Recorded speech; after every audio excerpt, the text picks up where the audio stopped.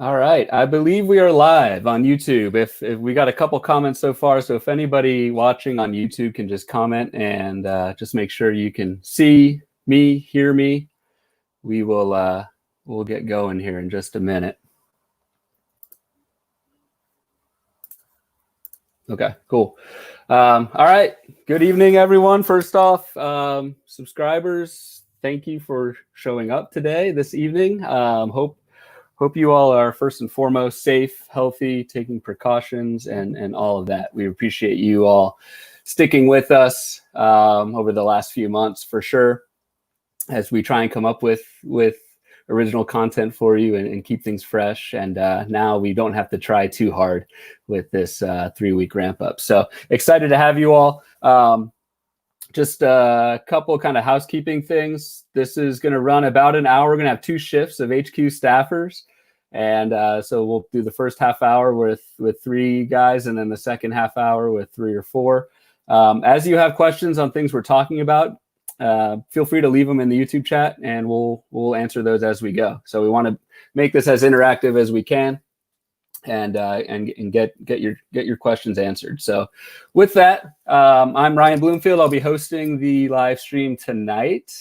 This is kind of a capstone to the speculator project that we've run on the site this week. And you'll see that here. If you haven't checked it out on the site, we ran articles Tuesday, Wednesday, and Thursday, taking about 25 different HQ writers' opinions and throwing them in an article and a roundtable. And really the goal here is to just give as many perspectives, opinions to you guys and gals on the short season.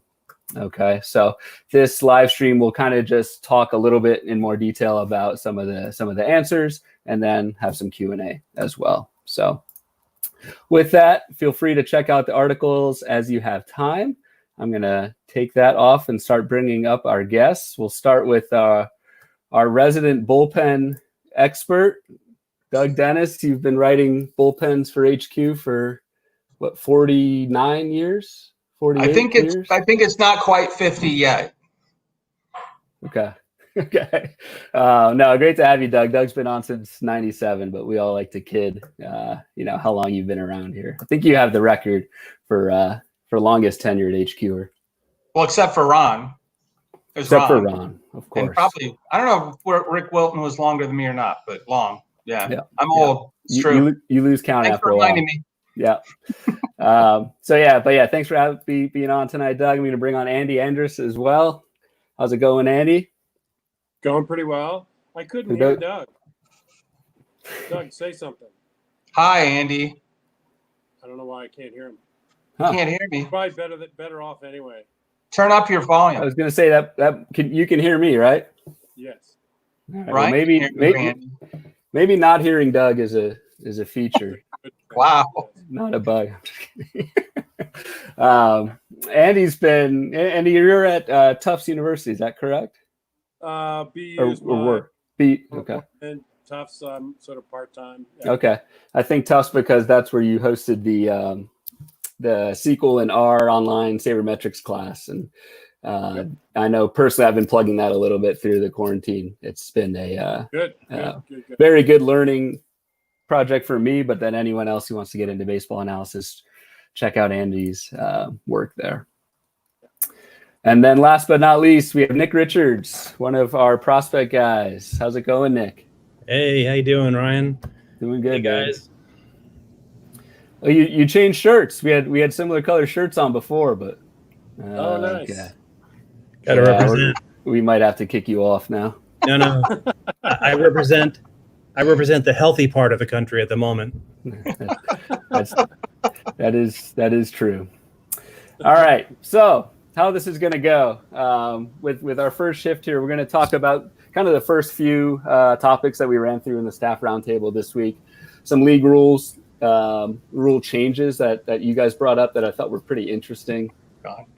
Leagues that have already drafted, how we're handling closers and prospects. So I was going to start with Andy, but he went away. He's back. Sorry. He turned off his. So you had to put the Red Sox hat on. Yeah. See, there we go. Sorry, Nick. It's all right. Yeah, Andy, I was going to start with you because one of the interesting things that I took from your response was like, this is the ideal time to convince your league to like try something new, right? Because it's just a 60 gamer. Expand on that a little bit because I thought that was really interesting. Right. So, I mean, this is going to be a wacky season. I don't think we'll put asterisks on all our winners of our leagues, but maybe you will in a strange way. But this is a time to experiment with changing rules that a lot of people have wanted to do in rotisserie, the history of rotisserie baseball. So this could be, reduce the impact of saves, reduce the impact of wins, those kinds of features of a game. Maybe if you haven't switched to OBP or some other version of batting average, maybe this is the time to try it. It's just a way that a league or a group of players might try to change some of their rules. So one thing that is sort of semi-historical that one league I've been in, we instead of using saves, we do wins plus saves plus holds. And all it does is reduce the unfortunately it may not keep Doug employed because now all of a sudden closers aren't as valuable. And in a way it just balances out the value. It reduces the value of these closers and getting saves. It impacts, really skillful pitchers who are going to contribute to potentially strikeout rates, WHIP, ERA, those other components. So if you want to get a variable that is part of to honor starting pitchers, usually historically it's been wins. Some people use quality saves, but that's kind of crap too. It's not a great stat. So maybe just honor what starters do a lot of the time, which is just innings pitched. Yeah. You can move your wins category to innings pitched, and that way you get a sense of starter contribution. You devalue saves into wins plus saves plus holds, and now it's much more of closers will still have contributing value, but so will middle relievers. Not as much. So ultra wins will be part of that too. So that's just an idea. A league I'm in has done it, and everyone seems to like it. So that's just an idea I had. Is this is the time to experiment and put people like Doug out of business? Doug, you want to stay in business, or? First of all, how dare you? How dare you? I just want to say I'm in a league that scores saves and holds the same. So I also don't care who's a closer, but I really like Doug's columns because I want nothing but quality arms regardless of the role. I think too, try and convince your league, like what's the worst that could happen? I mean, worst case, if you change something for 60 games, it doesn't work out. You can go back to, whatever it is in 2021. Hopefully we have a full 162 next year. But definitely like with wins, replacing that with innings, I think is a really interesting way to go about it, especially this year with wins. It's going to be wild. Doug, do you have anything to add on any kind of category change or just league rule changes in general that you're thinking about? Or two things. One, first of all, about the innings, I like that because that's much more realistic. I mean, general managers in real baseball have to provide enough innings for the season. And so having, innings be a category makes a lot of sense to me, much more so than wins or quality starts. It makes all the sense in the world. Yeah.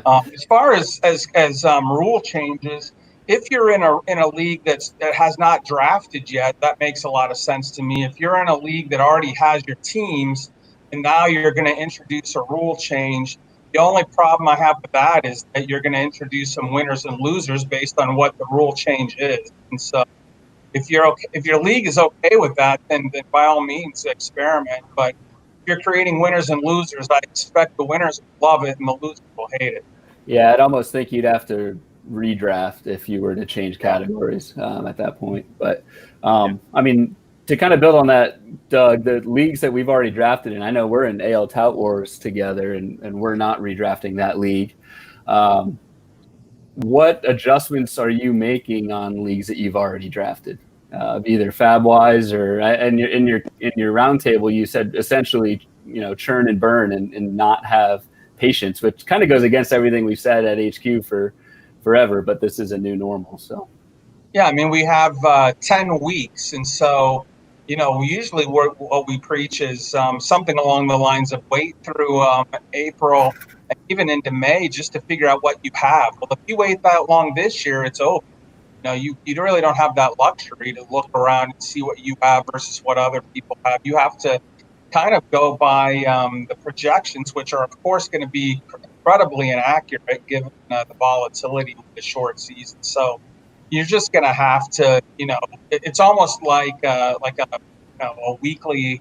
I would say it's more akin to a weekly head-to-head, even if you're doing roto. You just have to make the best roster you can for each of those 10 weeks, and you're going to make mistakes, and you just have to live with it. I don't know. I don't really even know how to go about it, but I wouldn't hold fab money. I don't really see what you're holding it for. It's just go down, all the time because you only got 3 weeks. Andy, you actually agreed with Doug in the roundtable, which was eye-opening. But yeah, you were basically saying the same thing, right? Like, I mean, just churn as much as you can because it's essentially a 9 weekly sprint.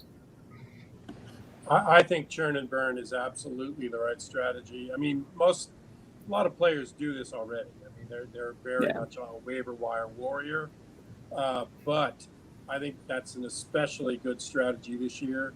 You advise people to wait out, somebody underperforming projections. Typically, you say wait. But this year, because it's a sprint, I don't think wait on your projections is the right move. Just wing it.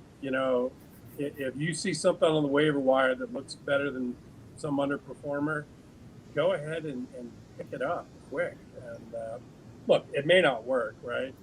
This may play out like we should have been normal procedures of holding out. But I say churn and burn.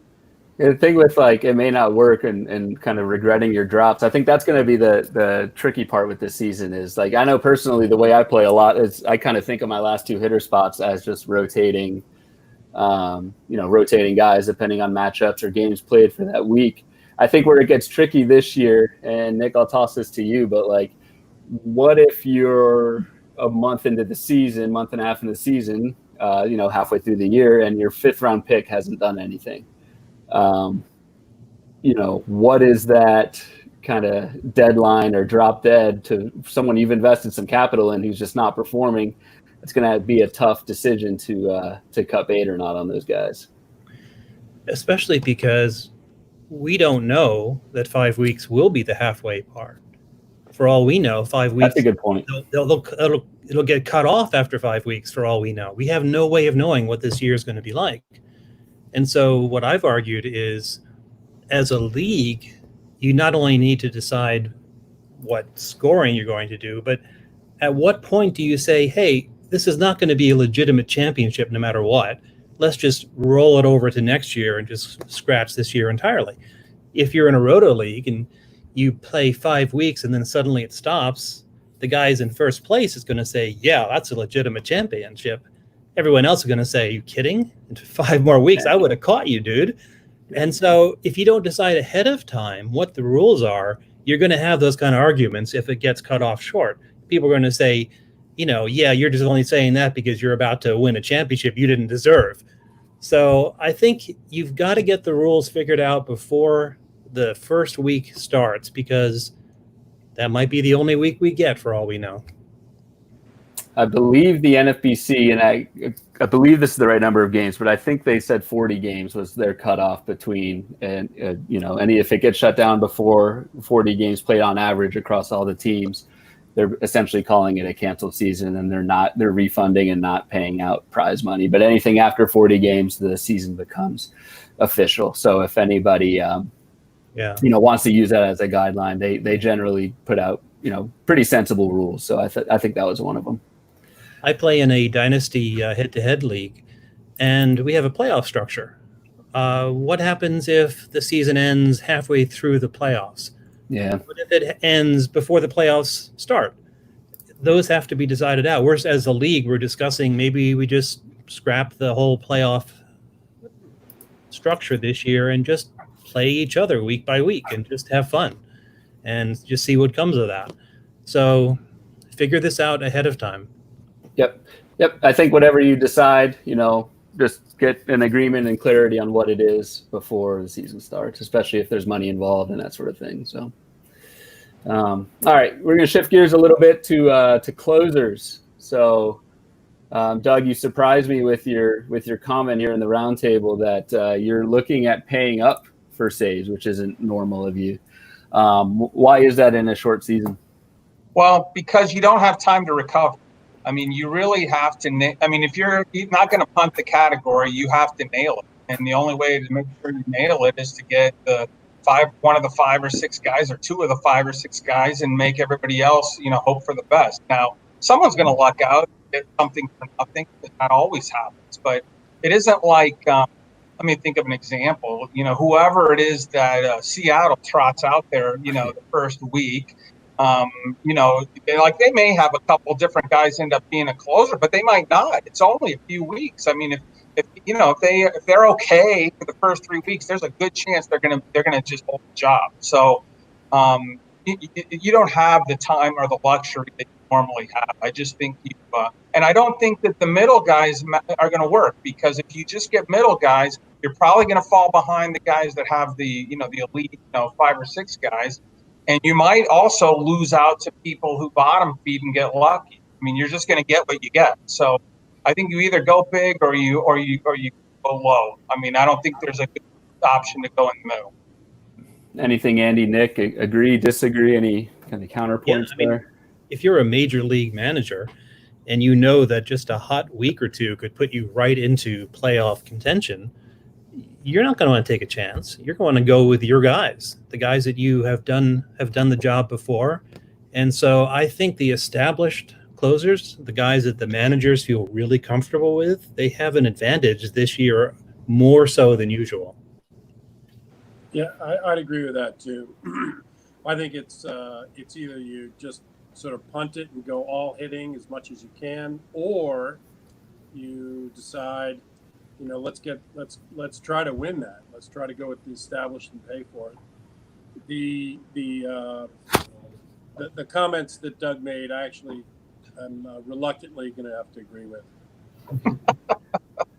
I think the one, just what I've been seeing and hearing is I think there's an argument to be made for shorter leashes in a 60-game season, just because every game matters. I think where that affects, I don't think that's going to affect your top tier guys like your Osuna or Chapman or those kinds of guys. But I think kind of your mid-tier guy, your mid-tier closers, I do feel like if some of those teams are in the running, and just in a 60-game sprint, there are, by simple math, there's going to be more teams in the playoff hunt. I think the guys without the track record, even though the closers have the role, I think those guys are going to have a shorter leash and get yanked if they have a bad week. So. Yeah, and you're paying for those guys too. So you're, essentially you're paying maybe not top dollar for the top elite guys, but you're taking a risk too that you're going to lose that value. And so I think you either get the guys that aren't risky, or you think are less small risk, or you just say, forget it, I'm just going to speculate and hope I hit on something. Yeah. Yeah. And that's actually the global trend of pitcher usage. I mean, yes. Teams are getting smarter, more analytical. And the more analytical teams and managers and field managers get, the much more likely they're going to be to not rely on that named closer. Yeah. So avoid your Ian Kennedys. I mean, why? Why Ian Kennedy this year? Even though I've got him in a bunch of leagues, why? I mean, go with those established guys. We're going to do it, and then pick up a bunch of those Studley Yankee closers. I mean, there's so many. There's like 8 of them, I think, or 10 of them. How many, Nick? I don't know, but they're really, really valuable. If you don't worry about the saves, they're going to contribute. And so we'll see. I think Doug's right on here. You either go with the non-risky closers, or you just say, this is a churn and burn opportunity. Let me get some good, elite hot and HQ speak, high BPV guys. There you go. Real skills people. Yep. How to get a BPV reference in that. So I like it. Yeah, that for Doug. All right, we're going a little bit rapid fire here, but I'm going to switch gears. Prospects, and Nick, I'll start with you since you are, on the prospect team. Just your general approach to prospects for this season. I saw in the roundtable that you wrote like you're really kind of focusing in more on the good prospects on the bad teams. Just want to get your thoughts on that, and as a follow up, like, are there certain types of prospects, just profile wise, that tend to have better success in the majors right away? Kind of take that as you want. Sure. My view is that teams are not going to want to play prospects unless they feel it's going to help them. And who's going to feel a prospect is going to help them, but perhaps a bad team that suddenly gets hot for a week or two and suddenly finds itself in the playoff position. And now they're looking around at all these old veterans that they got for cheap. And they've got this hot guy from AAA who could probably out-hit them. The pressure is going to be on to play those guys because they want to put the best team out there. One of the comments to this roundtable said, well, yeah, but they don't care about not selling tickets, so why should they put out these prospects? But if they have a chance to make the playoffs, a bad team that had no right to make the playoffs this year but suddenly finds itself in a position to do it, they're going to go for it. And within the prospect group, yeah, definitely look for the guys who are at the higher levels, AA, AAA, batters who have a good batting eye, less likely to, go into a slump, a lot of strikeouts. And some of these pitchers can come in and suddenly, establish themselves in the short term very well. But the guys who are already knocking on the door, and if the people ahead of them are not that skilled, I can see that happening.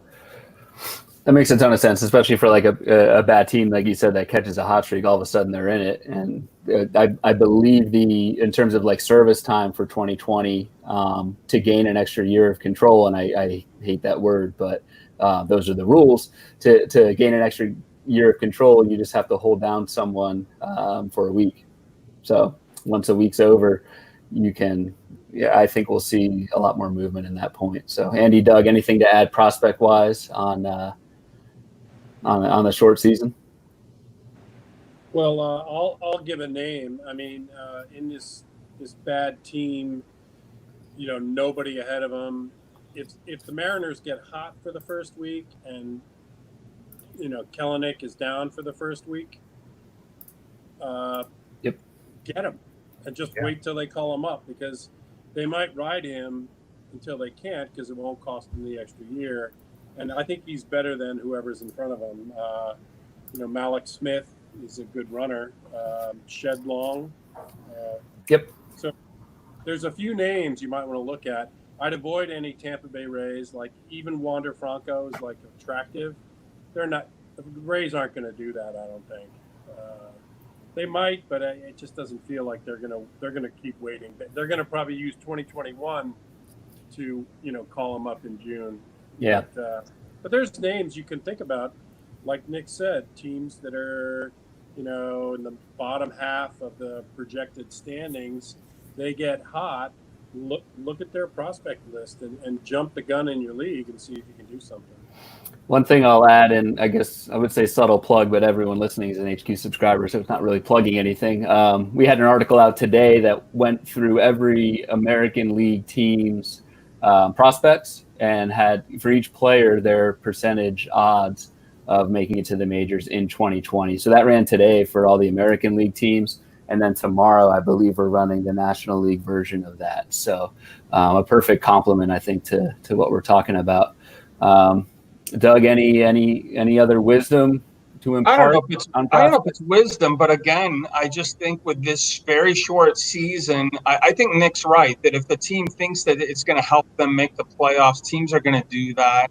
But I honestly hate the idea of getting a guy and waiting Yep. and waiting and waiting. And he's eating a roster spot. I could use it on a guy, and I pass up the waiver guy because I'm waiting for this guy that I know if he comes up, he'll do something for me. And suddenly it's week 6. I only got a couple weeks left. What was I thinking?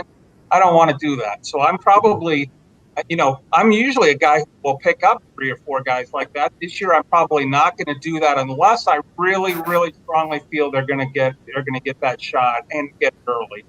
So No, I'm probably going to forego guys. That's a really good point. That kind of ties back to what we were talking about earlier in like the 60 game, 9-week sprint. You need to maximize every single counting stat that you can. And we know there's going to be injuries. So, you need to have some roster flexibility on the hitting side, really, and the pitching side to avoid those zeros as much as possible. And the more prospects that you're stashing and waiting for the second half of the season to come up, that's just, I think, going to hamstring you. In those preceding weeks, and you still don't even know if the prospect is actually going to come up. So that's a really good point. But the good thing is we don't have to look that far. Just look at the 60-man rosters. Yeah, and right. You'll see who the teams themselves think might help them, and then just limit yourself to focusing on them and watch carefully and bounce. It seems a little more straightforward this year than And in fact, you can't even count on the bench guy who's already on the active roster taking over the slot, because he could get leapfrogged in a second the way that it's set up. I mean, you just really don't know, unless you know the GM or you have, you're in their space in a way better than, most people who are in the locker room, even as a beat reporter. You're really not going to be sure, what's going to happen when things. Especially like a Jared Kelenic, who Andy brought up earlier. Seattle's not going to bring him up to sit on the bench. If he gets brought up, he's going to leapfrog whichever reserve outfielder Seattle's throwing out there. So we did get one question for a valuation question. I'm not sure how much in the wheelhouse this is for you guys, but I'll throw this out there from Rob DiPietro, who's an awesome attendee and comes to most of our live streams. In terms of SGP, so standings gains points, how are we handling that in the short season? I know at HQ for the custom draft guide we use PVM, just because we don't have the SGP data. Do you guys have any thoughts on how we handle valuation SGP for a short season? I think you can't. I honestly, if you get one more earned run as a pitcher, and you only have, say, 20 innings, if you're a reliever, it makes such a big difference that it just throws it all off. I mean, it's one run. I mean, it's crazy. You get an extra 10 hits or 5 hits, it's just gonna change everything. If you get an extra, 3 home runs, it's gonna. So, for me, the error bar swallows the whole thing with SGP this year, and I would probably. I mean, you got to rank them somehow. But that wouldn't be my method for this particular season. Yeah. Anything there, Andy or Nick, or that? Yeah, it's just going to be a wild ride this year. So you just have to be nimble, and you can't use your usual strategy. You can't say, well, I'll get them in the next 6 weeks. You don't have that time. You got to churn and burn and do what you can and let it go. Yeah, I'm just saying SGP wouldn't be my way to create my rankings or my my evaluations. I just think it's too fraught because of the small sample sizes. Yeah, I ran an article I know last year in the Speculator talking about one bad start, and that was even for starting pitchers and how much. And I ran that I think sometime in May, so about like the end of the season, and it really makes a difference. And for relievers, it's even more. If you've got like a 0.1 inning, 5 earned run outing, your ERA for the whole year is pretty much toast. So that'll be fun to avoid those disasters. Good luck. Yeah, I know. One last question before I kick you guys off. Prospect-wise for Nick, put you on the spot here. Which prospect do you think will have the biggest impact this year? Very tough to answer on the fly, but it really is. This is such a mixed-up year. The rules are not the same. So I'm going to have to give that some thought, and I'll post it out on Twitter, what I come up with as some possible names. But I'll be honest, I tend to do my prep for the leagues sort of just before it starts. I haven't even bothered yet. I'm doing general analysis of all minor leaguers right now. I haven't thought about what I'm going to do for my team. I don't even know how our rules are going to be played. We're still discussing it. So, but yeah, it's a good question. Prospects of biggest impact. I'll do some research and get back on you. All right, we'll tag you, Rob, in that tweet. So yeah, all right. Shift is over, fellas. I appreciate you guys coming on. Thanks a bunch, and get ready for this wild ride. That's right. Let's do this again after like 2 weeks where we're all pulling our hair out. We're all cursing because your Exactly. starting pitcher gave up 7 runs and your whole season's toast. All right, guys. Thanks, Ryan. Thanks a lot. Good seeing you guys. Yep. Thanks, Ryan. Yep. All right, round 2. I'm going to bring up Chris Olson. How is it going, Chris? Chris, you're on mute right now. I see it on your StreamYard. But Chris is one of our AL East playing time tomorrow guys, and a general all-around good guy. We hang at first pitch most years. Who's in the dark? Who's in the dark? I swear, yeah. You're friendlier than you look right now. Yeah. They look menacing. I'll try to fix that when you're not paying attention to me. But thanks for having me on, Ryan. It's great to do this and get back into the swing of things. For sure. All right, I'm gonna add Dr. James Ferretti. James or Jim? How do we want to go with it? You know what? We can go with James. That's fine. Okay, cool. How are you? You're up in New York, correct? I was. I live in New Jersey, and I'm actually traveling this week. I'm in North Carolina with my girlfriend and her family, and kind of an idea of how quickly things change. 2 months ago, if I was in North Carolina and went to New Jersey, I'd have to quarantine for 2 weeks. Now everything's kind of done a 180, and things are good in New Jersey. So when I go back, I have to quarantine for 2 weeks. But we're enjoying ourselves out here, and glad to have some baseball back. Good to see you guys, and good to be here and get a chance to answer some actual questions about baseball as opposed to labor disputes and how much deferred money is going to be put out there and playoff expansion and things like that. It's real fancy baseball stuff. Yeah, things have taken a turn for the better in the past week or so. So thanks, man. I appreciate the commitment coming in from the girlfap's house as well. For sure. It could be a notable escape as well. But. No, we're having a great time, but Cool. happy to have the opportunity to talk to you guys. Yeah, for sure. And then Phil Hertz, aloha. Aloha. I'm outside. Phil's It's outside. 85 degrees and sunny. I was trying to get a picture of the ocean, but then I can't. You can't see me if I do that. So, but maybe at the end. Yeah, Phil likes to constantly remind us how good life is out in Hawaii. I don't blame you. I don't know. We had allegedly had 3 new cases on the island, which would double the number of cases we have. Oh, interesting and not good. But yeah, hope you're staying safe and bunkering down, man. Yeah, well, this is the safest island in the safest state, so we'll go from there.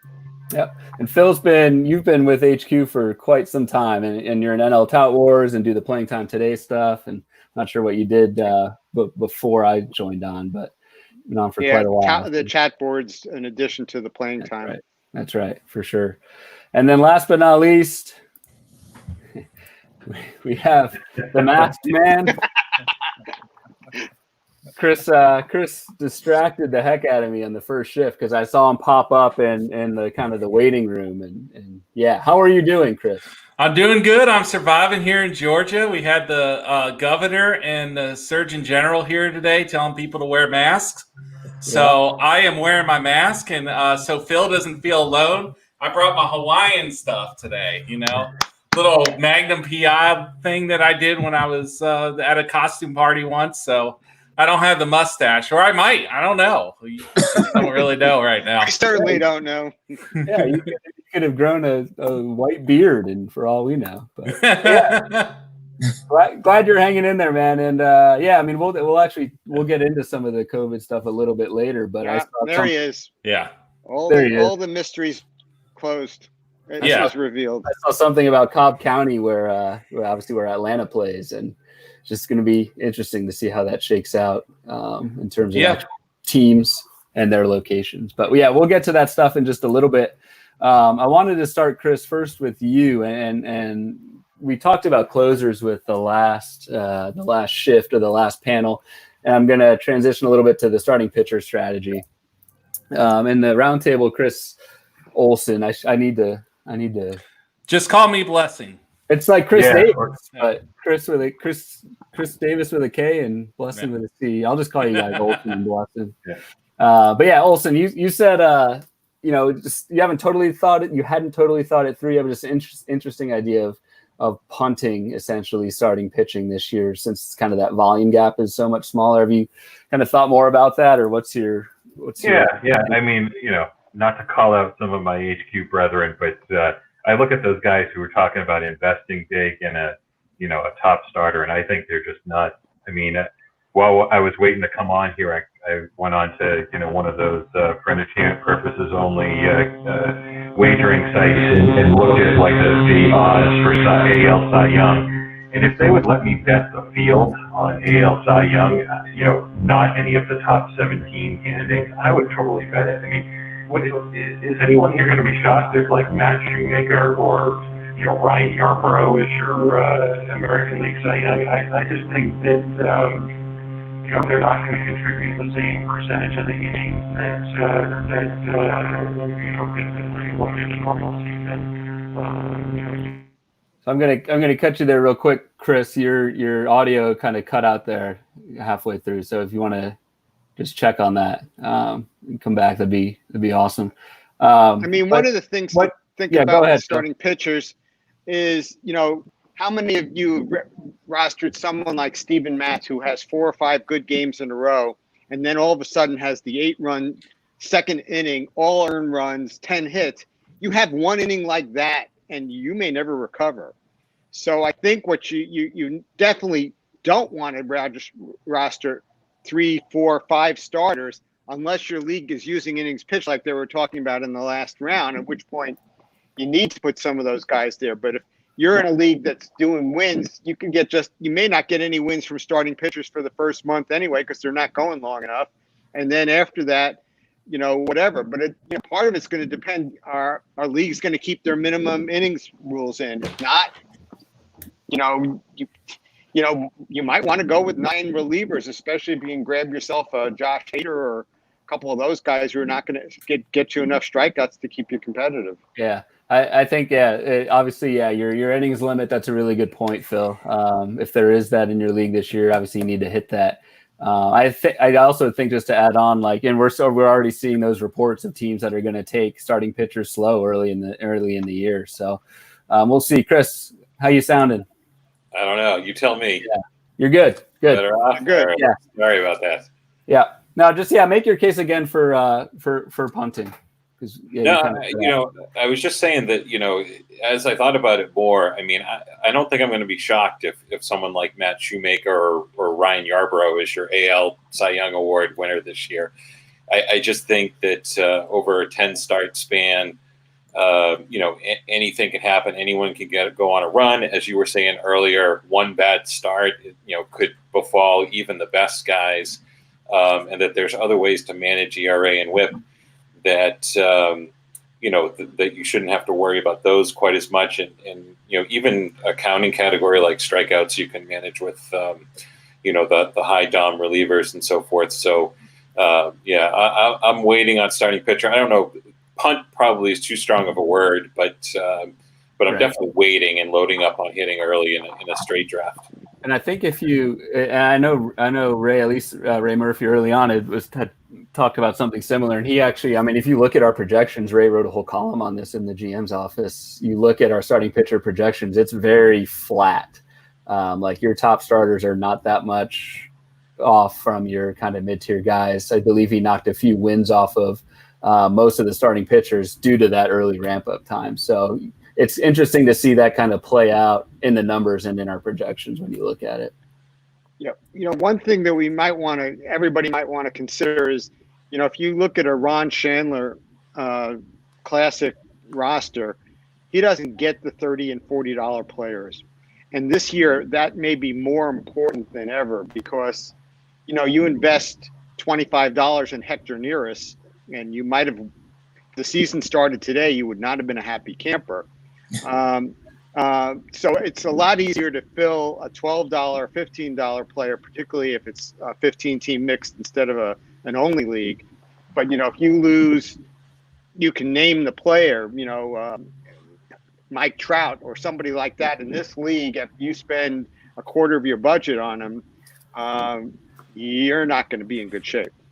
I think you were also, by waiting, you are kind of zigging when everyone zags. Just from what I've seen and heard from just talking to a few people in the industry and seeing some early NFBC drafts, pitchers are going as early as they ever have. So the prevailing thought is to get that early ace. And if it works out, they get the wins, they rack up the innings, and they avoid the blow-ups early. That may work, but that's a lot of ifs. So it's interesting. Yeah, that kind of suggests trying a Santana plan. Yes, the Santana plan is one of my favorite articles every year we put out on the site. Basically, we put them out for 2020. It's essentially a list of skills filters for subscribers out there that historically has returned a lot on investment. So it's like pretty much a handful of guys each year that we call Santana anchors, named after Johan Santana. So it's been in place for quite a while. All right, Chris, you're going to be on here. We're going to switch gears a little bit, talk about prospects. I know we talked prospects last time with Nick, but I think it's just as important that we need to talk about it twice. So you mentioned in the roundtable, Chris, I should call you Blessing. Yeah. You mentioned kind of you want to use your last few picks on prospects in the roundtable. What kinds of prospects are you targeting? Either just from an organization standpoint or like a skills profile standpoint? I mean, number one is you're looking for guys that have a chance on a depth chart. Perfect example of a guy, and I'm not talking about guys that look like they'll have a lot of playing time to start out with that will already be gone, like the Carter Keybooms, and can't think of anybody else off the top of my head. I don't know why. But I'm talking about guys that might have a path to playing time if, let's say, an injury takes place, or if the virus rears its ugly head and forces a few of the players off. And we're talking about guys like Dylan Carlson's a perfect example of somebody. A lot of Marlins prospects are guys that are not necessarily in line right now, but there's a very good chance they're all fairly close to the big leagues. On the last part, I know Andy talked about Rays guys, and a lot of their guys are right there. But the thing is the Rays have so much depth that you're just like, there's not that layer there. He was completely right. You shouldn't go after the Rays guys, except for the obvious ones like McKay and maybe Brujan. Being a speed guy, he might be a guy that could be up. I'm also concentrating on a lot of starting pitching. And this is guys that are kind of off the top 100. And not to steal something from last year, but, the Indians had a lot of success mixing and matching guys that were outside of our top 100. The Savellis, I almost said Drebeck, but that's not the Plesacs. I got the wrong. Plesac. You had the wrong lineage. Yeah, I got the wrong lineage there. But teams that do that well, that develop, that overshoot prospects, and the Indians have a few rookies that kind of fit that mix this year. Scott Moss is this guy that they acquired from the Reds, a guy that interests me as somebody. Logan Allen, and not the Logan Allen that just got drafted, who's going to be awesome, but the Logan Allen that was in San Diego and John Cena bet $1 that he'd never make it. That guy. Those are the type of prospects that you would kind of target in this season. Do you think, or are you hearing, I don't know how much you're hearing right now just because there's so many unknowns, like for your prospects that have that kind of that AA or AAA experience from a development standpoint, does it make more sense just in general to keep them down on a taxi squad, or for a team like the Marlins, like you said, just throw them in the majors for this short sprint and see what happens? It's a lot what Nick said just now, about 10 minutes ago. He said that if you're competing competing and you're surprising people, you might as well get a talent influx. We also have a trade deadline that nobody's talking about. August 31st is the trade deadline, and we're gonna see people move. Yep. There's gonna be guys moving. All right, I'm gonna throw back the thing. Go ahead, Phil. One other kind of prospect you might be looking at is the speedster. Because of the extra inning rule, if you've got the roster space, someone like Jonesh Vargas pops up on the roster, and the only time he may ever see the field is in a blowout or in the 10th inning as the pinch runner, because you want somebody fast to come home with that run. And I'm not saying him as they're probably, each team probably has somebody like that. But he's on the Mets, and he would be very beneficial to the Mets, right, Phil? Who knows? I mean, if you're, they got the DH, if for hypothetically they've got all this depth, you just pop them in particularly in September when the rosters go up to 28, stick them on the roster and might, in leagues that allow you to make moves all the way to the end, if you need like 2 or 3 stolen bases to catch points, and in this short year, 2 or 3 stolen bases could be gold. Oh, yeah. You can pop them on, particularly if you find you've got a lot of home run lead or something like that. One thing I'll say, being the bleacher bum that I am, I go to a lot of minor league games, and I've seen this extra inning rule for the last 2 years. By the way, absolutely awesome. I can't believe that I'm saying that. Gets me home by a good time. I'm not there for 17 innings anymore. But I saw very rare occasions where they pinch ran for guys.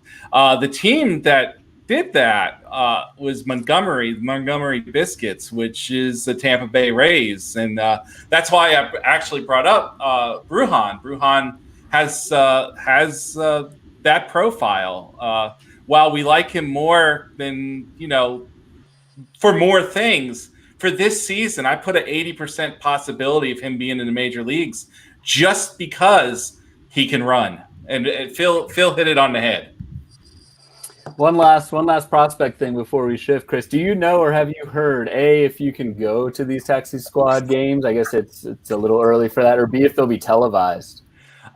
First off, I don't think they'll be televised. Okay. The second thing is as of Wednesday, the scouts hadn't even had their guidance yet. So I'm not 100% sure how that's going to work. I talked to one of our scouting friends, and he said essentially, I don't know what I'm going to be doing the next 2-3 months. I don't know where I'm going. He covers 2 teams, and he also covers the league. I'm assuming that if he's allowed to go, they'll be sending him to the taxi squad places. My goal is to try to get into the Braves, maybe drive up to the Reds, and then try to catch anybody that might be traveling with the visiting team against the Braves. I mean, that's kind of the thing. I'm an hour away from Truist Field, not SunTrust anymore. Yes. Truist, and that will be kind of my game plan. So, I mean, that's about it. Yeah, there's just I mean, it's a tough one to answer. We're still so even if the season's 3 weeks away, there's so much that is going to change between now and then. It's a lot of uncertainty with everything going on. That kind of leads into what I wanted to talk about next, James, and bring you up here to talk just a little bit on what you've heard, given that you're in the field, the medical field, what you've heard just COVID wise on how what you think, how that relates to baseball and chances for a full season this year. Yeah, thanks, Ryan. So the short answer to that is I have no idea, because everything with COVID so far has been, we're really kind of learning as we go. And just when we think we learned something, then we realize maybe we don't know as much as we think we know. Yeah. The one thing that I can say as far as the way things are right now, kind of statewide, which I know somebody, had mentioned it earlier, there are 5 states currently that are what they call COVID critical due to their positive test rate, the amount of testing that they're doing, and their ability to contact trace. And those 5 states happen to be Florida, Arizona, South Carolina, Alabama, and Missouri. So I really don't know how that's going to play into the whole spring training plan and what they're going to do with things. I know that the Yankees and the Mets, for example, decided that they were just going to make a mass exodus from Florida and go back to New York because it was actually safer there. Do you think that and Ray made this comment? We talked a little about it before the show, but Ray made this comment in the roundtable of, I mean, it's kind of weird to talk about, but from an actual just fantasy standpoint, does it? Yeah. You know, he brought up the idea of maybe avoiding guys in the Eastern Division, just given the schedule, AL East, NL East. Those guys either play in Florida or have to go to Florida. And same like on the West Coast going to California. It kind of seems like the Central, and you mentioned Missouri, but outside of that, I mean, it seems like the Central has the stakes in the least amount. I mean, in general, is that like a strategy you would look at in terms of evaluating players and like where they actually are playing and living? I don't think so, because the reason is that this thing is everywhere. It's like varying degrees of bad. Yeah. So, you know, kind of one of my things when it comes to injuries that I talk about is kind of embracing the horror and embracing the risk. And the thing is, anybody could test positive for this thing at any time. And in a not insignificant number of cases, they don't even know they have it. So that kind of brings me to what I think may actually be helpful for people. You know, it's things that I've been kind of working on and thinking about. And, you know, just kind of a minor plug, I'm going to put a lot of this into an article that's going to come out in the middle of the month. Hopefully we still have a season at that point. But just some things I wanted to touch on for the people that tuned in. They're going to be testing every other day. They're going to be doing temperature checks and symptom checks twice a day. So they have a pretty decent chance of catching people that are so-called asymptomatic or mildly symptomatic relatively early on. Estimates are about 90% of people that have an infection, even if they don't have symptoms, will have a fever. So if you can catch 9 out of 10 people, hopefully before they expose the entire clubhouse, that's good. The thing that I thought was interesting is they're also going to do contact tracing on anybody that tests positive. Now, I'm not a detective, but I think that if they contact trace any of the players, a lot of the other players on the team are going to come up as people that they've been in contact with recently. So what that leads to, and one of the things that I thought about is that if you have a player on a team where somebody tests positive, even if it's not your player, you kind of have to go to yellow alert, I would think, for that player, any of the players on that team that you may have, and start thinking about who do I need to line up because my guy now is at increased risk, and in a day or 2 or 3 or 5, he could test positive, and then things could go from there. So that's one thing. I'm big on proactivity. So I wouldn't necessarily avoid anybody from any particular team. I would just say that if somebody on a team tests positive, and the thought of getting through the entire season without anybody testing positive is essentially zero. So that would be the thing that I would really pay attention to. If you have Aaron Judge and he's playing and everything is good, and then one of the guys on the bench for the Yankees test positive, he's at higher risk just on the basis of that alone. I wonder too, might be useful. I'm sorry. No, go ahead. Yeah. Okay, cool. This is quick. Timetable wise, how long are people going to be out? What's a reasonable expectation? The short answer is I don't know, but a better answer I think is it depends on the severity of the symptoms. I think an asymptomatic guy, he's going to be out a minimum of 2 weeks. It could be longer. Teams are probably going to be really conservative when they bring guys back. They need to have 2 negative tests in a row before they can rejoin the team, 24 hours apart minimum. So I think if somebody's asymptomatic and they test positive, it's going to be 2 weeks from the day they test positive minimum. If they're mildly symptomatic, I think you're looking at best case scenario, 3 to 4 weeks. And if there's any setback or if anybody is doing any worse than that, I think they're done. I don't think even if they can come back and play, I don't think they're going to want to bring them around the team and potentially expose them. And so it might get to a point where you might need to wait a little while and then just cut bait and move on. I wonder too, just as you were talking, and that's a really good point I hadn't thought of in terms of like contact tracing. I wonder if in like a spread the risk strategy, and again, just speaking strictly fantasy here, yeah, would you consider drafting guys from different teams and not having, for example, more than 1 or 2 guys on the same team on your roster? Yeah, that's actually a really good point. And I think, you come down to these kind of tipping points. It's like, what's a delineator? What's a difference maker for a guy? If you already have a guy that's, that you drafted pretty high on one team, and you come to a point where you're trying to decide between two guys that you kind of like the same. Yeah, I might go for the guy on a different team because you're spreading the risk, not necessarily the risk of injury per se, but you're spreading the risk of COVID. And that could be, something that would push me in the direction of taking that other guy. Really interesting stuff. I mean, and scary stuff for sure. And obviously this is, our silly game is secondary to all of that, but it's stuff that I think we at least need to consider in our draft strategy. So really good info. I appreciate that a lot, James. That was great. We got a few more minutes here, and we've got some questions in the queue. So we'll tackle those as we go. And then if anybody has some last minute questions they want to throw up there, we'll go with that. Chris Olson, this one's for you. Going back to your starting pitcher strategy, and you said kind of not quote unquote punting, but is there kind of a point in the draft that you're looking at when you'd be comfortable taking starting pitchers? With the caveat that I don't do a ton of straight drafts, I do mostly auctions. So I may be a little bit off, and you can sort of correct me. But I think I would be, I could see myself doing 6 straight hitters before I took my first pitcher, something like that.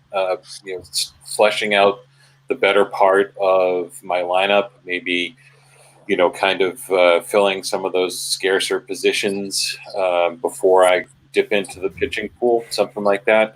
That's just the ballpark. Phil, anything to add in terms of starting pitching there? I mean, once again, it's going to depend on your rules a little bit. If you've got an innings requirement, you want to get the guys who you think are going to go 7-8 innings, and maybe you look at it 3rd, 4th round. I generally have been the kind of guy who does something like Chris does in a normal world, so I'd probably continue to do something like that.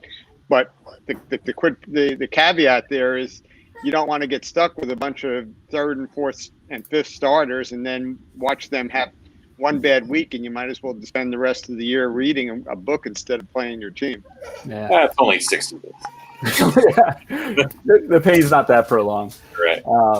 Now it's good stuff, and wanted to bring up actually a question and blessing for you for prospects. This got asked to Nick as well, so I'm going to put you on the spot. But if you have to name a prospect just for 2020, who you got for biggest just impact? For 2020? Well, I think go to guys that have roles already. The Carter Keybooms of the world.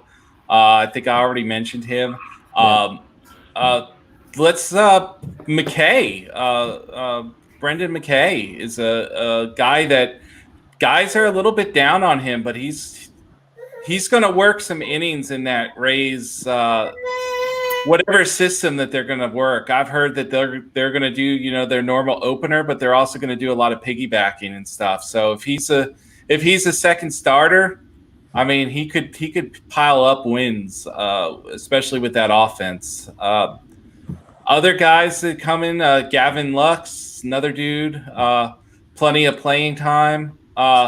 There's not much depth in front of Jordan Adele. Another guy that we could see, especially if something happened to one of their outfielders. You can't beat out Brian Goodwin, though. I mean, come on. Yeah. Hey, Brian Goodwin's a good player. All right. Yeah. Quality. One thing what they didn't talk about earlier is some of these guys are not on the 40-man roster. So while there might be an incentive to use them if they're in a pennant race, if they're not in a pennant race, if you add these guys to the 40-man roster and they don't need to be added before next year, there's going to be a reluctance to do it. So one thing you may want to look at is who's on the 40-man roster and whether they need to be added to the 40-man roster.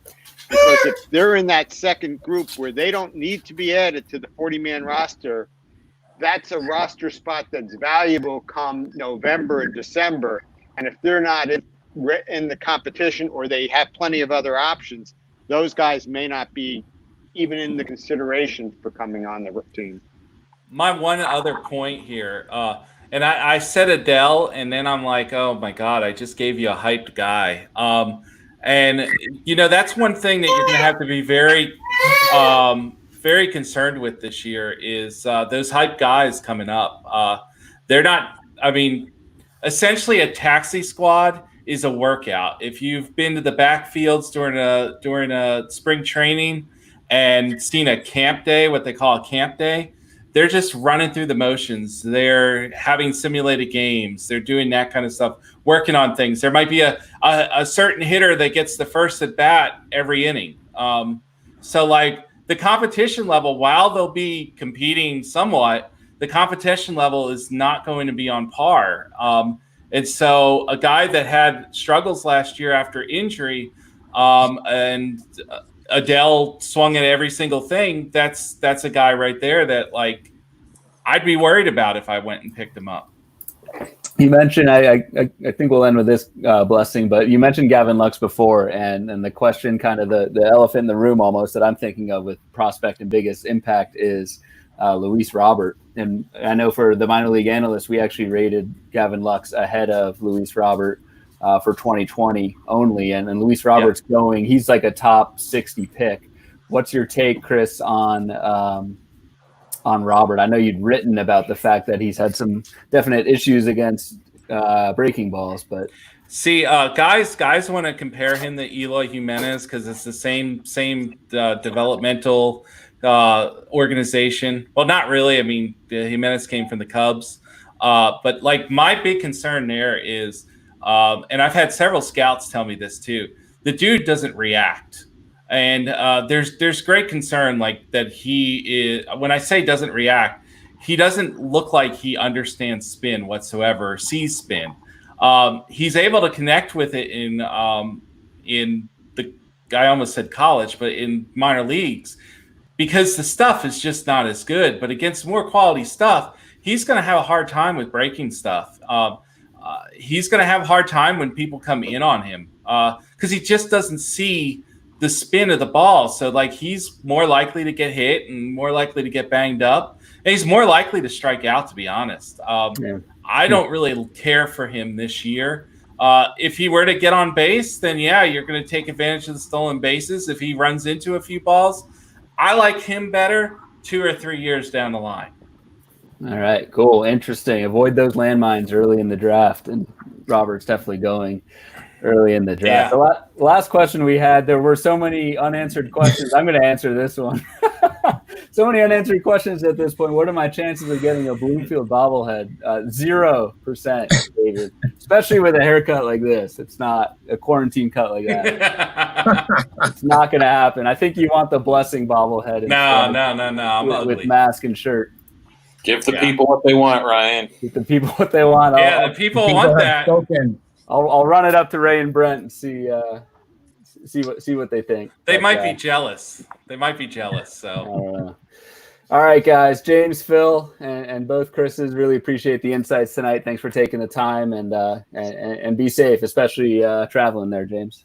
Absolutely. Thanks, stay guys. Safe, everybody. Yeah, stay safe. Thank you. Thanks. And thanks everyone for following along with us tonight. We'll see you soon. Good night. All right. Good night, guys.